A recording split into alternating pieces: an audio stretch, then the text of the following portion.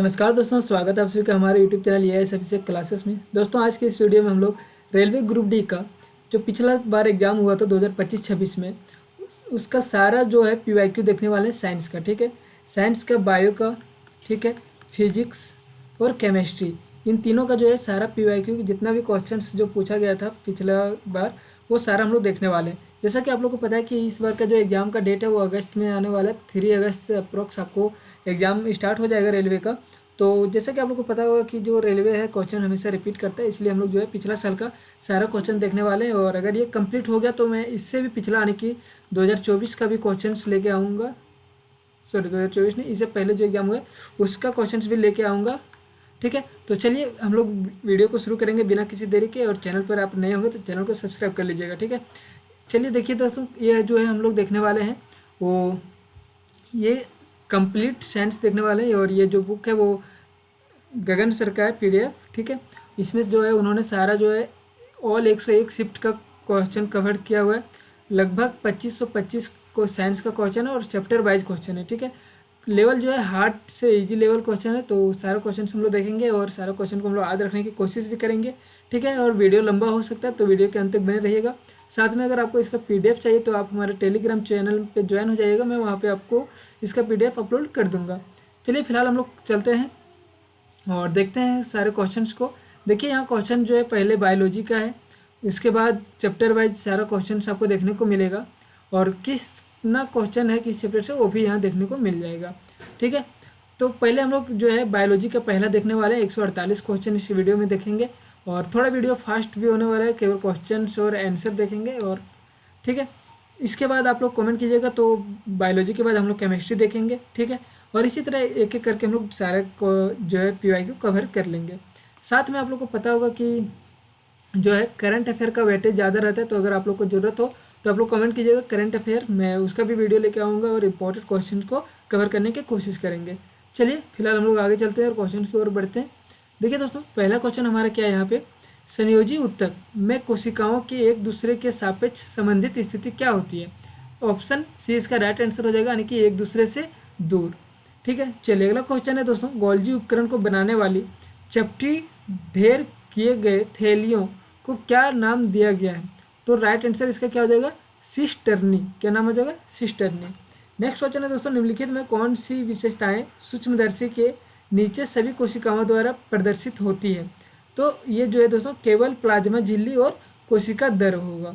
ठीक है, चलिए नेक्स्ट क्वेश्चन की ओर हम लोग चलेंगे दोस्तों। क्या है हमारा, तो हाइपोटोनिक विलयन में पादप उत्तकों की तुलना में जंतु उत्तकों के लिए निम्नलिखित में कौन सा कथन जो है वो सही है। जंतु कोशिकाएं कठोर भित्ति के कारण सूजन का प्रतिरोध करती है, गलत।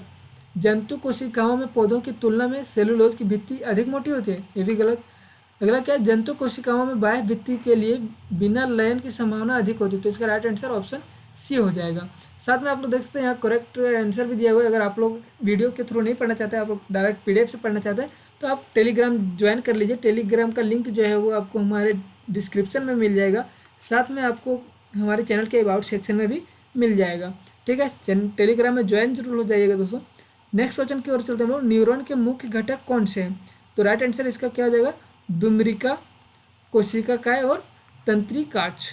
ठीक है, चलिए अगला क्वेश्चन है, कुछ जीव किसी भी तल में विभाजन द्वारा द्विखंडन दर्शाते हैं, लेकिन कुछ निर्धारित अभिविन्यास से विभाजन दर्शाते हैं। निम्नलिखित में कौन सा द्विखंडन का निर्धारण अभिविन्यास दर्शाता है। तो इसका जो हो जाएगा आंसर लिस्मेनिया। क्या हो जाएगा दोस्तों, लिस्मेनिया इसका राइट आंसर हो जाएगा। चलिए दोस्तों नेक्स्ट क्वेश्चन की ओर हम लोग चलते हैं। क्या है, गोल्जी उपकरण में होने वाली कौन सी प्रक्रिया संश्लेषण में अपनी भूमिका दर्शाती है।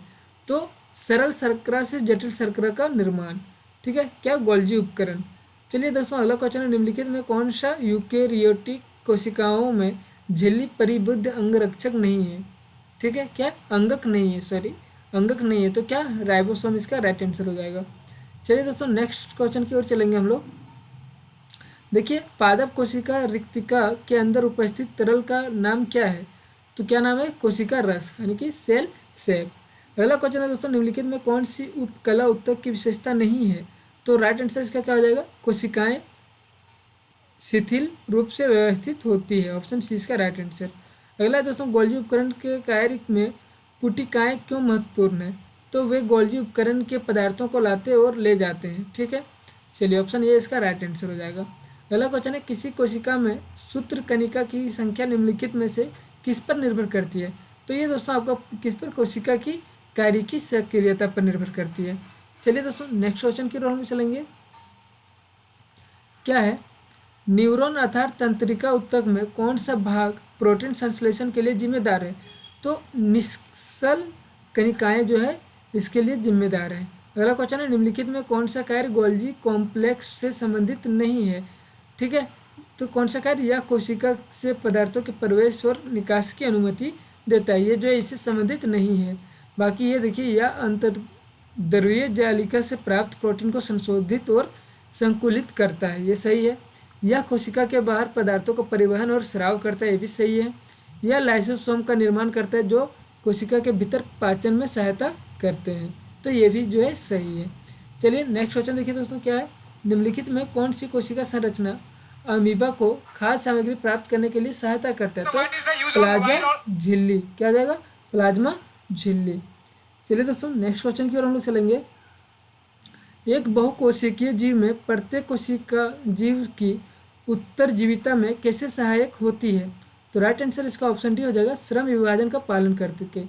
चलिए दोस्तों नेक्स्ट क्वेश्चन की ओर हम लोग चलते हैं। क्या है, जीवों में मुकुलन के क्रम के लिए निम्नलिखित में कौन सा विकल्प सबसे उपयुक्त है? तो देखिए क्या है, मुकुल निर्माण, कोशिका द्रव विभाजन, केंद्र विभाजन और मुकुल का पृथक्करण।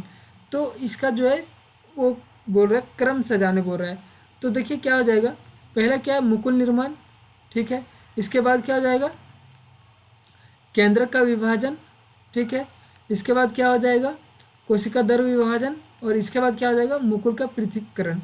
तो देखिए दोस्तों 1 3 2 4 1 3 2 4 ऑप्शन बी इसका राइट आंसर हो जाएगा। एक कोशिकाई जीव जो है वह चयापचयी अपशिष्ट यानी कि मेटाबॉलिक वेस्ट के निष्कासन का तरीका क्या है? तो एक सरल विसरण प्रक्रम के द्वारा। क्या जाएगा दोस्तों, एक सरल विसरण प्रक्रम के द्वारा। अगला क्वेश्चन है दोस्तों, जीवाणु और प्रोटोजोआ जैसे एक कोशिकीय जीवों में द्विखंडन की प्रक्रिया निम्नलिखित में किसके घटित होने की संभावना सबसे कम होती है? तो दोस्तों इसका जो राइट आंसर हो जाएगा वो क्या हो जाएगा, ऑप्शन बी, आनुवांशिक पदार्थ का असमान विभाजन। नेक्स्ट क्वेश्चन दोस्तों, कोशिका द्रव जिस जलीय भरण पदार्थ से बना होता है क्या कहलाता है? तो साइटोसोल। क्या दोस्तों, कोशिका द्रव जिस जलीय भरण पदार्थ से बना होता है उसे क्या कहलाता है? तो साइटोसोल कहलाता है। नेक्स्ट क्वेश्चन की ओर चलेंगे हम लोग दोस्तों। प्याज के छिलके की कोशिकाओं के सूक्ष्म अवलोकन से क्या निष्कर्ष निकाला जा सकता है? तो सभी प्याज समान लघु संरचनात्मक से बने होते हैं जिन्हें कोशिकाएं कहते हैं। इसका राइट आंसर ऑप्शन ये। चलिए नेक्स्ट क्वेश्चन की ओर चलेंगे हम लोग। क्या है, रिक्तिकाओं के संबंध में निम्नलिखित में कौन सा कथन गलत है? तो देखिए कौन सा कथन गलत है। पादप की कोशिकाओं में रिक्तिकाएं कोशिका रस से भरी होती है जो अस्फीति और कठोरता प्रदान करने में सहायक होती है, तो ये सही है।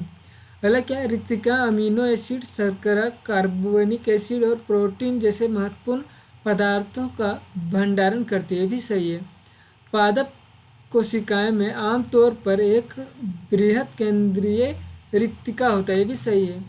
रिक्तिकाएं कोशिका में प्रोटीन संश्लेषण के लिए होती है, ये गलत है दोस्तों। अगला क्वेश्चन है दोस्तों हमारा, प्रयोगशाला में एक विद्यार्थी एक पादप कोशिका के अधिकांश भाग में एक बड़ा पारदर्शी कोश देखता है। यह रिक्तिका कोशिका के आयन का कितना प्रतिशत भाग जो है वो घेरती है? तो 50 से 90% भाग जो है वो घेर लेती है। चलिए अगला क्वेश्चन देखते हैं दोस्तों। जब ये टीपी में टर्मिनल फॉस्फेट लिंकेज को जल का उपयोग करके तोड़ा जाता है तो केजी पर मोल के बराबर ऊर्जा मुक्त होती है, तो कितना केजी? तो राइट आंसर इसका 30.5 केजी जो है पर मोल बराबर ऊर्जा उत्पन्न होती है। चलिए अगला क्वेश्चन देखिए दोस्तों, क्या हमारा, निम्नलिखित में कौन सा कोशिका अंगक स्टार्च, तेल और प्रोटीन कणिकाओं का भंडारण करता है? तो अवर्णी लवक, ये जो है इसका भंडारण करता है। चलिए दोस्तों अगला क्वेश्चन है, निम्नलिखित विकल्पों में कौन सा कोशिका अंगक नहीं है? तो राइट आंसर क्या हो जाएगा, कोशिका द्रव। चलिए नेक्स्ट क्वेश्चन क्या है, निम्नलिखित में कौन सी विशेषता विशेषता सरल स्क्वामेनस उपकला को कुशलतापूर्वक विसरण करने में सक्षम बनाती है। तो चपटी, पतली और घनीभूत कोशिकाएं। ठीक है दोस्तों, चलिए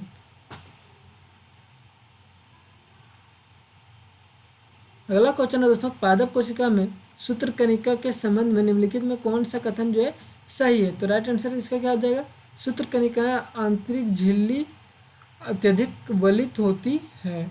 चलिए अगला क्वेश्चन है दोस्तों, नाभिक के अंदर की संघनन संरचना जो राइबोसोम का निर्माण करती है उसे क्या कहा जाता है। तो उसे न्यूक्लियस कहा जाता है। क्या कहा जाता है, न्यूक्लियस। चलिए निम्नलिखित में कौन सा विकल्प चिकनी अंतर्द्रवित जालिका एसीआर के कार्य को संदर्भित करता है। ठीक है, तो लिपिड का निर्माण। अगला क्वेश्चन है, किस प्रकार का विलयन प्लाज्मा झिल्ली के माध्यम से जल को कोशिका के बाहर हस्तांतरित कर देता है जिससे कोशिका संकुलित हो जाती है। तो राइट आंसर इसका हो जाएगा अति प्रासारी विलयन। क्या हो जाएगा इसका आंसर, अति प्रासारी विलयन। चलिए नेक्स्ट क्वेश्चन की ओर चलेंगे हम लोग दोस्तों।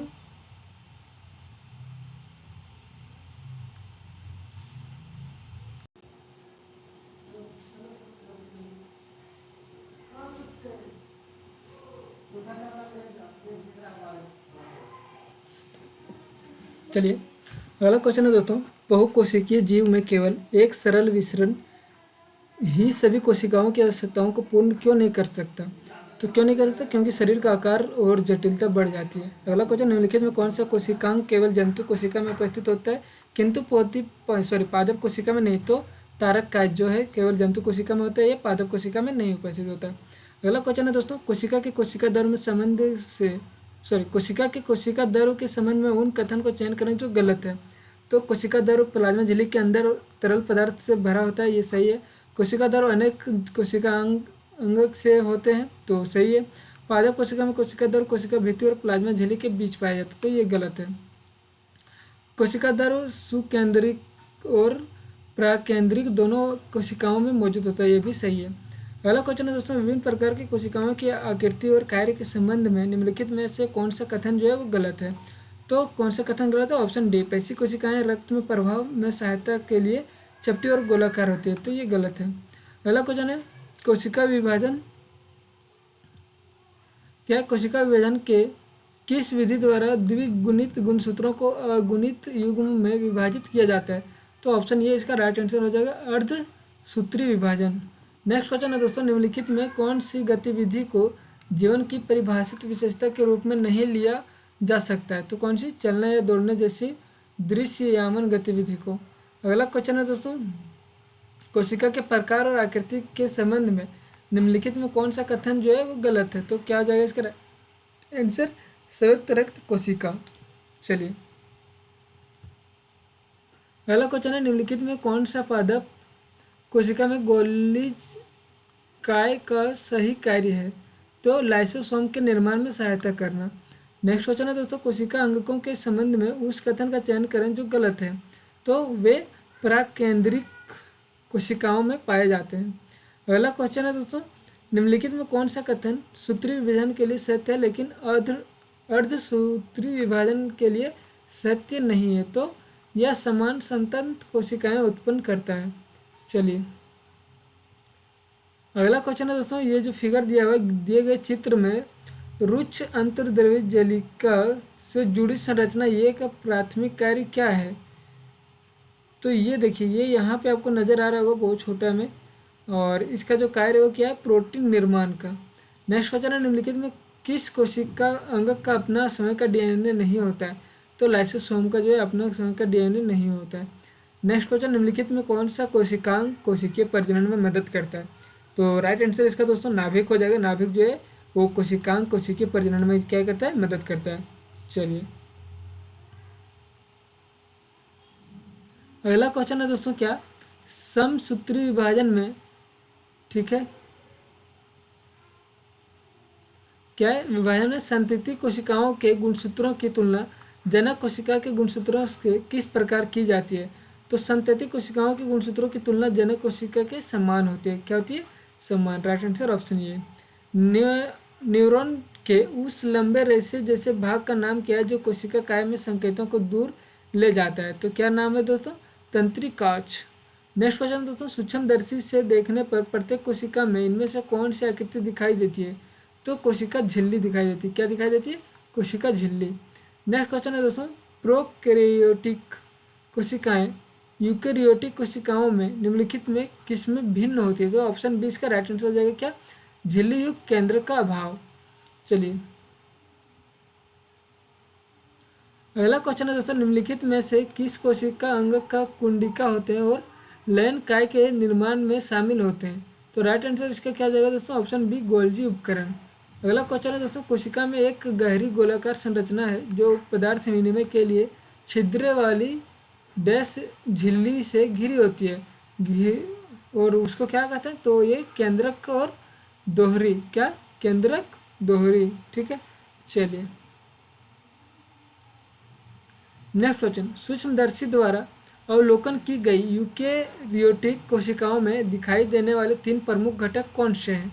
तो कौन से हो जाएंगे? प्लाज्मा झिल्ली, केंद्रक और कोशिका द्रव।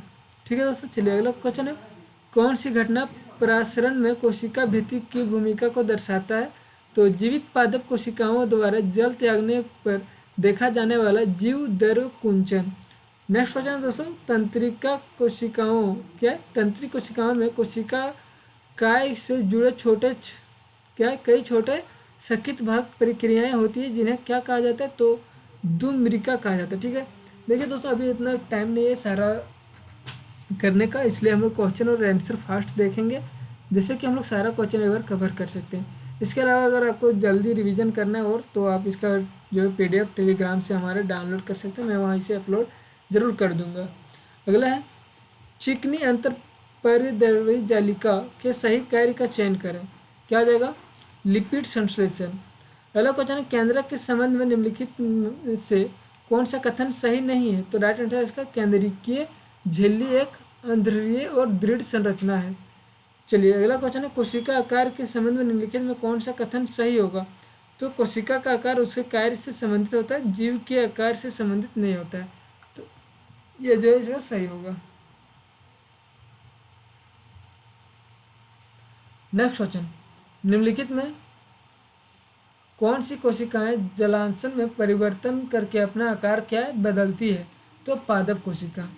अगला क्वेश्चन है, अधिक कोशिका विभाजन द्वारा उत्पादित दो संतति कोशिकाओं की संरचना में मामूली अंतर दिखाई देता है, तो DNA प्रतिलिपियन की प्रक्रिया के दौरान कौन सी प्रक्रिया इन विभिन्नताओं का सबसे संभावित कारण है?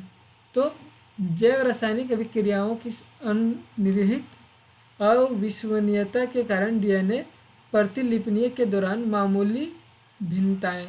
ठीक है। चलिए अगला क्वेश्चन है दोस्तों, निम्नलिखित में कौन सी संरचना रुद्र अंतःपर्यायी जालिका झिल्ली के पृष्ठ पर उपस्थित होती है? तो right answer option A ribosome हो जाएगा। अगला क्वेश्चन है, माइटोकॉन्ड्रिया इसलिए विशेष है क्योंकि उनमें समय का DNA और राइबोसोम पाए जाते हैं। इस आधार पर उसके कार्य क्या हैं?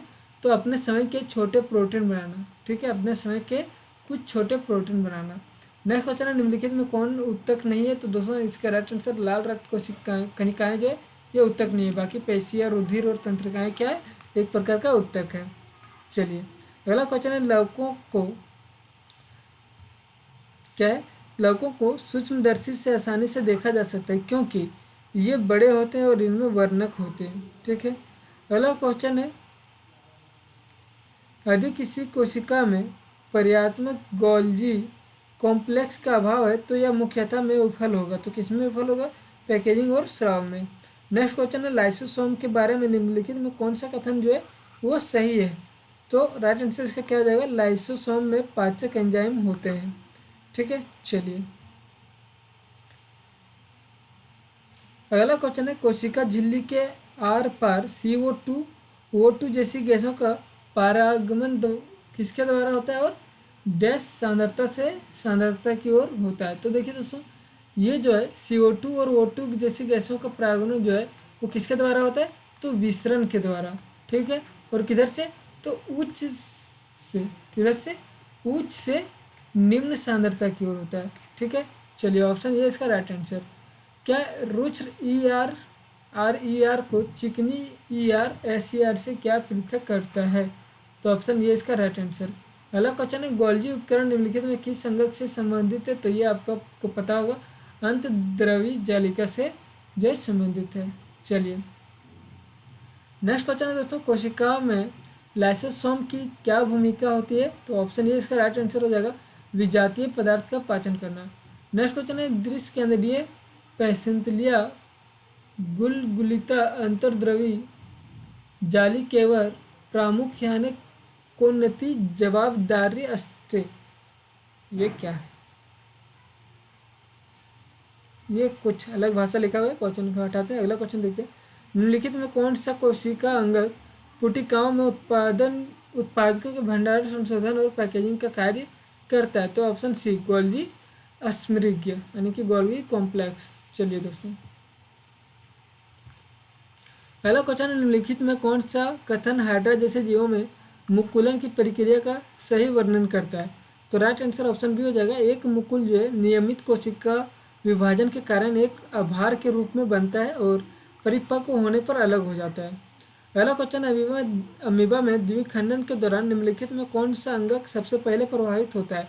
तो केंद्रक जो है सबसे पहले प्रभावित होता है। नेक्स्ट क्वेश्चन, निम्नलिखित में कौन सा विकल्प समानांतर न्यूरॉन का सबसे लंबा भाग बनता है? तो कौन सा? तो ये हमने पीछे भी देखा, क्या? तंत्रिकाक्ष। चलिए, किस जीव में कोशिका भित्ति का स्थान होता है? किसी जीव में जो है कोशिका भित्ति का स्थान कहाँ होता है? तो ये जो है किसी पादप कोशिका में प्लाज्मा झिल्ली के ठीक बाहर होता है। ठीक है, अगला क्वेश्चन है, अमीबा में विखंडन की प्रक्रिया के परिणाम स्वरूप डैश का निर्माण होता है? किसका निर्माण होता है? दो समान आकार की आनुवांशिक रूप से समान संतति कोशिकाओं का जो है निर्माण होता है। अगला क्वेश्चन है, खुरदुरी अंतर्द्रवीय जालिका और चिकनी अंतर्द्रवीय जालिका के बीच मुख्य अंतर निम्नलिखित में किसकी उपस्थिति के कारण होता है? तो किसकी? तो राइबोसोम की उपस्थिति के कारण। चलिए अगला क्वेश्चन की ओर हम लोग चलते हैं दोस्तों, क्या है? कोशिका में लाइसोसोम का प्राथमिक कार्य क्या है? तो इसका कार्य क्या है? बाहरी पदार्थों और घिसे हुए कोशिकांगों का पाचन करना। अगला क्वेश्चन है, निम्नलिखित में कौन सा कथन अंतःपरिद्रवी जालिका के बारे में गलत है? तो राइट आंसर इसका क्या हो जाएगा? अंतःपरिद्रवी जालिका अपने अंदर आनुवांशिक सामग्री संग्रहित करती है। राइट आंसर ऑप्शन बी हो जाएगा। देखिए दोस्तों, ग्रुप डी में इसी टाइप के क्वेश्चन पूछे जाते हैं, ठीक है, जो कि काफ़ी ज़्यादा इजी भी नहीं है और हार्ड भी नहीं है, यानी कि रीडिंग के हिसाब से क्वेश्चन है। ठीक है, बायोलॉजी, केमिस्ट्री और फिजिक्स तो कुछ इजी होते हैं, बायोलॉजी का जो है थोड़ा टफ लगता है जिनको नहीं पढ़े हैं। ठीक है, चलिए अगला क्वेश्चन की ओर हम लोग चलते हैं। निम्नलिखित में किस कण की उपस्थिति के कारण रुक्ष अंतर्द्रवी जालिका सूक्ष्मदर्शी देखने पर रुक्ष दिखाई देती है? तो किसके कारण? तो राइबोसोम। अगला क्वेश्चन है, 1831 में किसने पहली बार केंद्रक को कोशिका अंगक के रूप में वर्णित किया था? तो किसने किया था? तो रॉबर्ट ब्राउन ने। किसने? Robert brown. नेक्स्ट क्वेश्चन है, यूकेरियोटिक कोशिकाओं के कोशिका दर में पाए जाने वाले सूक्ष्म नलिकाकार संरचनाओं में नेटवर्क को क्या कहते हैं? तो क्या कहते हैं? अंतर्द्रवीय जालिका। चलिए अगला क्वेश्चन की ओर हम लोग चलते हैं। क्या निम्नलिखित में कौन सा जीव ऊतक का उदाहरण नहीं है? तो राइट आंसर इसका ऑप्शन ये हो जाएगा, न्यूरॉन। ठीक है, चलिए नेक्स्ट क्वेश्चन, क्या निम्नलिखित में किन कोशिकाओं में लवक अनुपस्थित होते हैं? तो पेशी कोशिकाओं में। किसमें? पेशी कोशिकाओं में जो है लवक वो अनुपस्थित होते हैं। अगला क्वेश्चन है दोस्तों, दिए गए कथनों को पढ़कर उस सबसे उपयुक्त विकल्प का चयन कीजिए। इष्ट कोशिका से निकलने वाला छोटा बल्ब जैसे प्रक्षेपण मुकुल कहलाता है, या मुकुल निर्माण की श्रृंखला इष्ट की मुकुलन प्रक्रिया में पाई जाती है? तो सबसे उपयुक्त क्या है? इष्ट कोशिका से निकलने वाला छोटा बल्ब जैसे परीक्षण मुकुल कहलाता है, ये भी सही है। और मुकुल निर्माण से श्रृंखला इष्ट में मुकुलन प्रक्रिया पाई जाती है, तो ये भी सही है। यानी कि कथन ये और कथन भी दोनों क्या है? वो सही है। चलिए अगला क्वेश्चन क्या है? निम्नलिखित में कौन सा विकल्प अमीबा में पोषण प्रक्रिया का सर्वोत्तम वर्णन करता है? ठीक है, तो अमीबा पहले क्या करता है? अंतर्ग्रहण करता है, फिर पाचन करता है, फिर अवशोषण करता है, फिर बहिक्षेपण करता है। ठीक है, तो ऑप्शन इसका राइट आंसर ये है। न्यूरॉन के किस भाग में केंद्रक और कोशिका दर होता है? तो इसका आंसर हो जाएगा कोशिका काय में। कहाँ? कोशिका काय, ऑप्शन ये। अगला क्वेश्चन है, केंद्रकीय विभाजन के बाद कोशिका द्रव विभाजन के लिए प्रयुक्त शब्द क्या है? तो राइट आंसर क्या हो जाएगा? Option C, cytokinesis. चलिए अगला क्वेश्चन है, प्लाज्मा झिल्ली को वर्णनात्मक पारागैम्य झिल्ली क्यों कहा जाता है? तो यह केवल दो पदार्थों को ही पार करने देती है और कुछ को रोकती है, इसलिए इसको क्या कहा जाता है? तो पारगैम्य झिल्ली। किसको? प्लाज्मा झिल्ली को। याद रखिएगा, ठीक है। चलिए, बहुकोशिकीय जीवों में कोशिकाओं के आकार और माप में बहुत अधिक भिन्नता होती है, जिससे जीव क्या करते हैं? विभिन्न कोशिका द्वारा विभिन्न कार्य पर अधिक कुशल हो जाते हैं, ठीक है। चलिए, निम्नलिखित कोशिकाओं में किस कोशिका को एक छोर पर पार्श्व तंतु होता है? तो राइट आंसर ऑप्शन ये हो जाएगा क्या? न्यूरॉन। नेक्स्ट क्वेश्चन की ओर हम लोग चलेंगे दोस्तों। क्या है? तंत्रिका कोशिकाओं के संबंध में निम्नलिखित में कौन सा कथन गलत है? तो ऑप्शन डी, तंत्रिकाओं में केंद्रक का अभाव क्या है? होता है, ये जो है गलत है, ठीक है। बाकी क्या है? तंत्रिका कांच सिंगल बाहर भेजता है, ठीक है। क्या डेंड्राइट सिग्नल प्राप्त करते हैं, सही है। एक तंत्रिका कोशिका 3 भाग यानी कि डेंड्राइट कोशिका पिंड और तंत्रिकाज से बनी होती है, तो ये जो है सही है। अगला क्वेश्चन है दोस्तों, चयनात्मक पारागैमी झिल्ली के माध्यम से जल के विसरण को क्या कहते हैं? तो प्रासरण कहते हैं। क्या कहते हैं दोस्तों? प्रासरण, ओसोमिसिस, ठीक है। निम्नलिखित में कौन सा जीव द्विखंडन द्वारा परिजनन करता है? तो अमीबा करता है, ये तो सबको पता होगा। चलिए अगला क्वेश्चन, अमीबा जैसे जीवों में प्रजनन अलैंगिक विधि से होती है, तो ये तो अभी हमने पीछे देखा क्या? द्विखंडन की विधि से। जब विभिन्न आकार के प्याज के बल्बों को सूक्ष्मदर्शी से देखा जाता है तो सभी समान आयताकार संरचनाएं दिखाई देती है। इससे सिद्ध होता है कि क्या सभी सजीव कोशिकाओं से बने होते हैं। चलिए अगला क्वेश्चन है, निम्नलिखित में कौन सा जीव प्रजनन बहुविखंडन मोड के माध्यम से गुणन करता है? तो राइट आंसर प्लाज्मामोडियम। नेक्स्ट क्वेश्चन है दोस्तों, एक कोशिकीय जीव का समान आनुवंशिक सामग्री वाले दो बराबर संतति कोशिकाओं में विभाजन निम्नलिखित में से क्या कहा जाता है? तो बाइनरी विखंडन कहा जाता है। क्या कहा जाता है? बाइनरी विखंडन। दो न्यूरॉन के बीच अंतराल को क्या कहते हैं? तो सिनेप्स, ये हमने पीछे भी देखा। अगला क्वेश्चन है, निम्नलिखित में किस प्रक्रिया के परिणाम स्वरूप दो समान संतति कोशिकाओं का निर्माण होता है? तो समसूत्री विभाजन के द्वारा, ठीक है। चलिए अगला क्वेश्चन देखेंगे दोस्तों हम लोग, हाइड्रा जैसे जीवों द्वारा किस प्रकार की कोशिकाओं का उपयोग मुकुलन प्रक्रिया में प्रजनन के लिए किया जाता है? तो राइट आंसर क्या आ जाएगा? पुनरुत्पादक कोशिका, ठीक है। टोटल हमने 100 क्वेश्चन देखे दोस्तों, सारे इंपॉर्टेंट क्वेश्चन है और PYQ है, तो क्वेश्चन रिपीट भी हो सकते हैं। चलिए आगे का हम लोग अगला वीडियो में देखेंगे, और हो सकता है तो अगला वीडियो में हम लोग फिजिक्स या केमिस्ट्री में कोई एक देखेंगे, और उसके बाद हम लोग एक एक करके सारा कवर करने की कोशिश करेंगे। चलिए मिलते हैं अगले वीडियो में, तब तक के लिए बाय एंड टेक केयर।